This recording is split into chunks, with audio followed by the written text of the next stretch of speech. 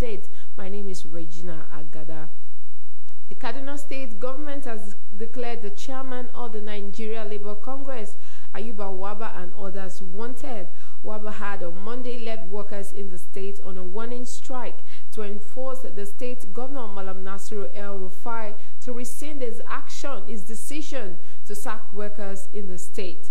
The action by the NLC led to the grounding of economic and social activities in the state, with workers in the railway, aviation, media sector, and others joining the protest staged by the Congress.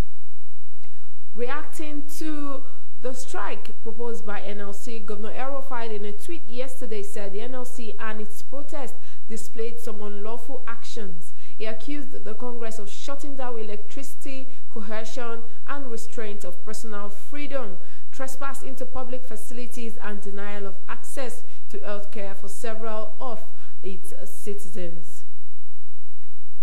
The United States Federal Bureau of Investigation have arrested Abidemi Rufai, a senior special assistant to Ogun State Governor Dapo Abiodun, over $350,000 employment fraud. Rufai was arrested on Friday evening at the John F. Kennedy International Airport in New York. Based on criminal complaints, he was subsequently charged with defrauding Washington State Employment Security Department of over $350,000.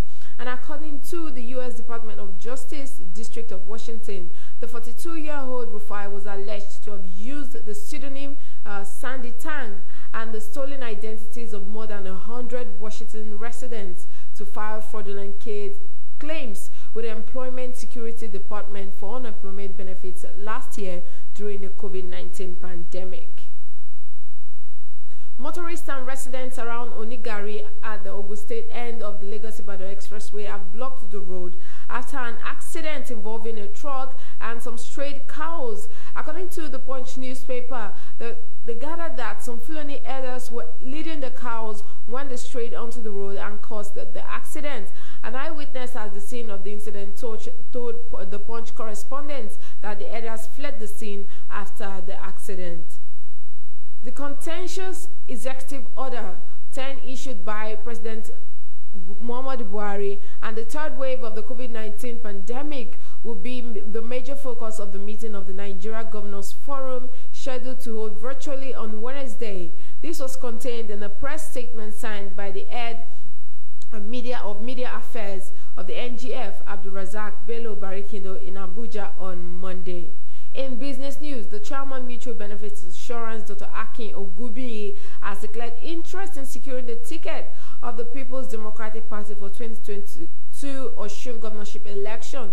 Ogubiyi spoke in Ile-Agbo at the Ayedire local government meeting of the PDP on Sunday, said in a video of the event obtained by the Punch on Monday that members should show greed and work towards returning the party to the government. Foreigners not staying in Nigeria for up to 2 years do not need a national identification number to register for SIM cards, according to the Nigerian Communications Company. The regulatory body said this in its revised national identity policy for SIM card registration.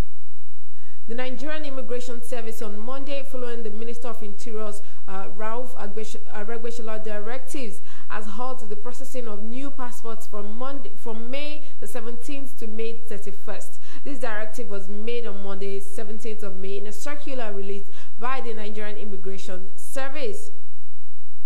The rate of inflation in Nigeria dropped slightly in April, shedding 0.05%, closed at 18.12% in the month under review. The National Bureau of Statistics on Monday said that Nigerian state's rate of inflation,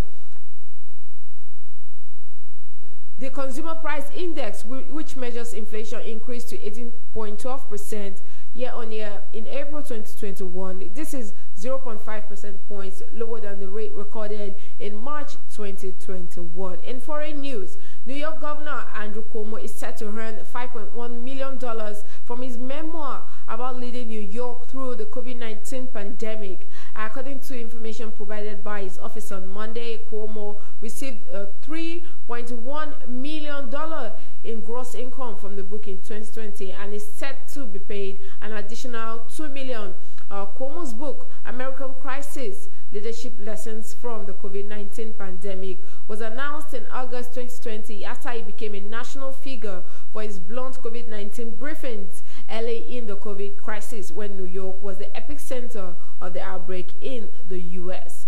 A second-degree manslaughter case may proceed against the former suburban Minneapolis officer, Kim Porter, who fatally shot 20-year-old black motorist Duante Wright. A judge ruled on Monday that the former Brooklyn Center police officer, who is white, appeared via video conference for a pre-trial hearing on Monday afternoon in Hennepin County District Court. The purpose of such a hearing is to go over evidence and determine if there's probable cause for the case to proceed.